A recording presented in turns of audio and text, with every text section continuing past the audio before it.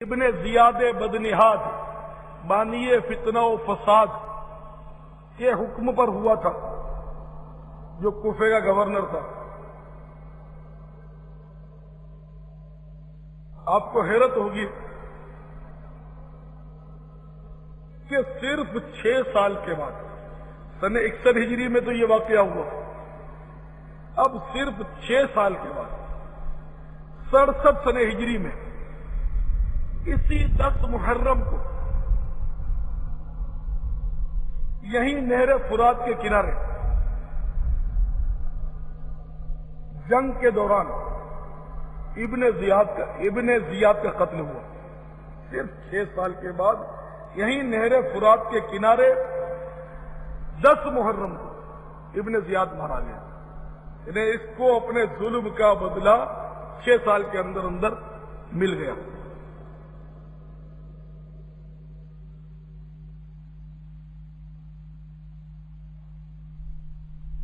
بہرحال فی الحال تو جشن و طرب کا سما تھا، اور شہداء کرام کے سروں کو وہ لے کر چل پڑے۔ جب یہ کوفہ جا رہے تھے، یہ لوگ کوفہ جا رہے تھے، ادھر پیچھے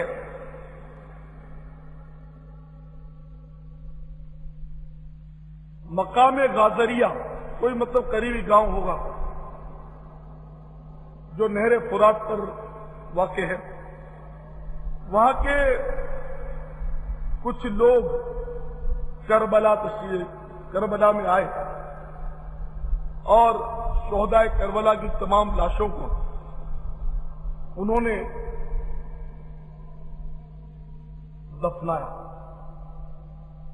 اور دال، چاول، گندم وغیرہ کچھ اناج ملا کر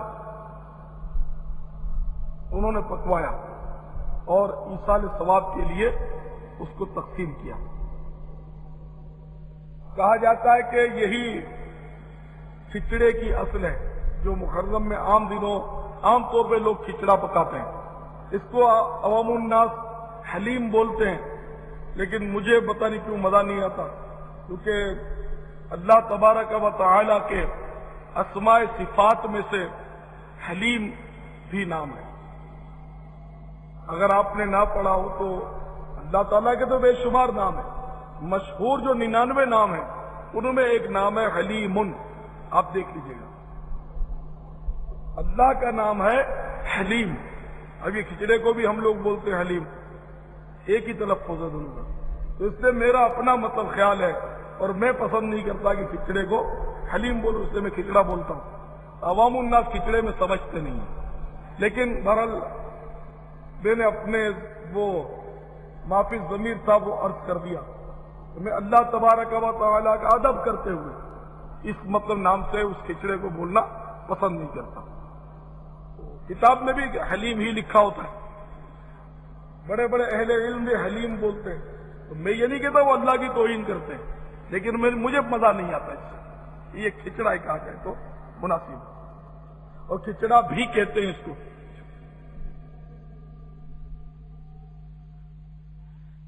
تو بہرحال یہ قافلہ چلا،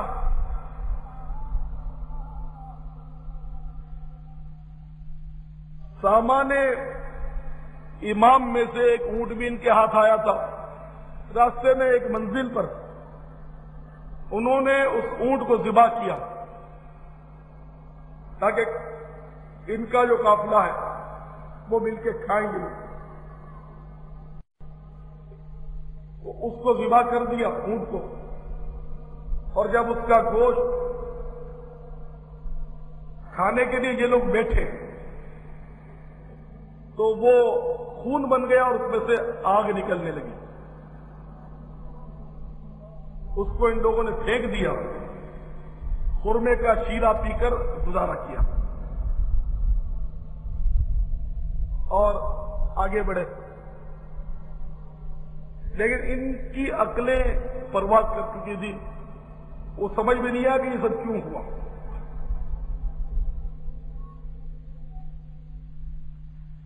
اور ساتھ ساتھ وہ لٹا ہوا قافلہ ساراج کارواں بھی موجود تھا، جن کو انہوں نے باندھ بوند کر اونٹوں پر بٹھایا تھا، ان کو بھی ساتھ ساتھ لیے چلے تھے۔ شہداء کرام کے مبارک سروں سے برابر خون ٹپک رہا تھا۔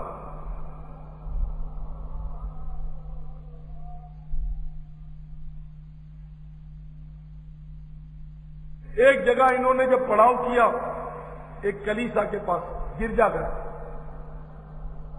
سر انہوں نے نیزوں پر اٹھائے ہوئے تھے، تو نیزوں سمیت سروں کو کلیسا کی دیوار کے ساتھ انہوں نے ٹکا کر کھڑا کر دیا۔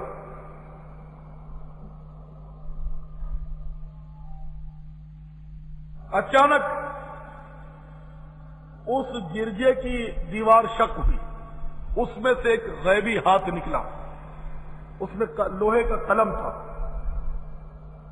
اور اس ہاتھ نے ان سرہائے شہداء سے جو خون ٹپک رہا تھا، اس خون میں اپنے قلم کو تر کیا، اور اس خون سے ایک شعر لکھا، اترجو امتن قتلت حسینا شفاعت جدہ یوم الحساب، یعنی جنہوں نے امام حسین کو شہید کیا، کیا وہ ان کے نانا جان کی شفاعت کی امید رکھ سکتے ہیں؟ صلی اللہ علیہ وسلم۔ یہ عجیب و غریب شعر دیکھ کر سارے گھبرا گئے اور یہاں سے پوچھ کر کے آگے بڑھے۔ راستے میں ایک اور گرجا گھر آیا، تو اس گرجا کے دیوار پر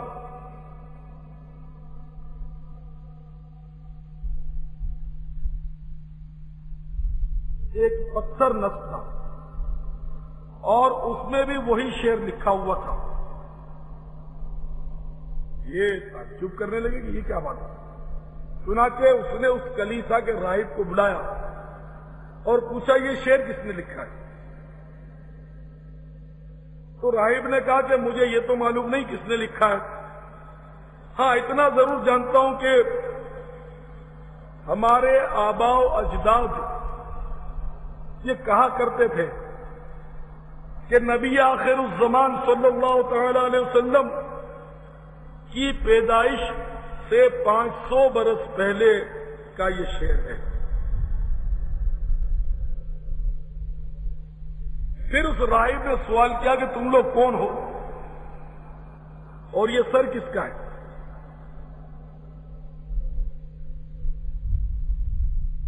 تو یزیدیوں نے کہا کہ ہم مسلمان ہیں اور یہ سر ان باغیوں کا ہے کہ جنہوں نے امیر المؤمنین یزید کی مخالفت کی تھی، معاذ اللہ۔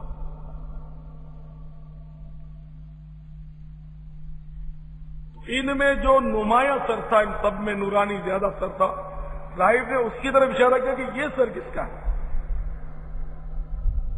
تو یزیدیوں نے کہا کہ یہ ان سب کے سردار حسین کا سر ہے۔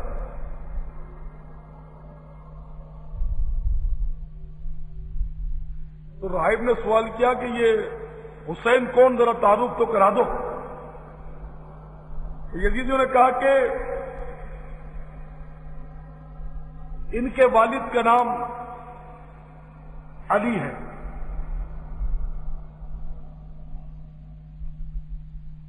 تو راہب نے ذہن پر زور دیتے ہوئے کہا کہ وہی علی تو نہیں جو تم لوگوں کے نبی کے داماد تھے؟ تو یزیدیوں نے کہا ہاں ہاں ہاں وہی علی۔ تو راہب بولا یوں کہو نا کہ تمہارے نبی کے نواسے کا سر ہے۔